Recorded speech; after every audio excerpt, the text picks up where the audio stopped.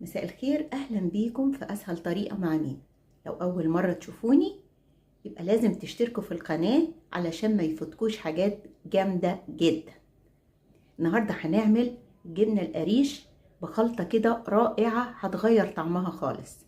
ناس كتير بتقول انا ما بحبش الجبنة القريش، النهاردة هنعملها ليها طعم وفي منتهى الجمال. سواء بقى بتعملي دايت ولا ما بتعمليش فهي خرافية وهتتسابقي عليها انتي وولادك. يلا بينا نشوف هنعملها ازاي. بسم الله الرحمن الرحيم.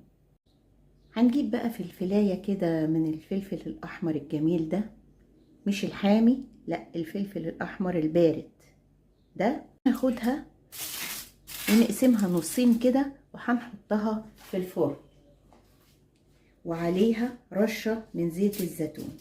بعد ما تاخد التحميرة دي كده في الفرن هنشيل الجلدة بتاعتها بمنتهى السهولة زي ما انتوا شايفين كده.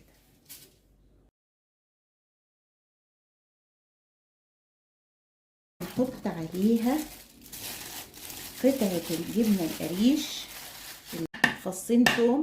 انا عندي التوم مهروس، هحط منه معلقة صغيرة كده. هحط نص معلقة صغيرة فلفل اسود، معلقة صغيرة بابريكا، ويا سلام لو البابريكا مدخنة تبقى حلوة جدا.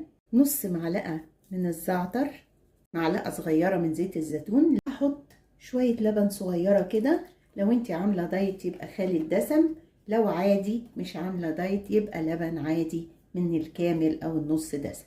هنضرب بقى كل الكلام ده مع بعضه ضربة جامدة جدا. لما خلطناها بقت عاملة ازاي، كريمي وخرافية. بصوا بصوا، جبنة قريش حطيناها بقى في طبق بعد ما عملنا لها الخلطة الجبارة دي.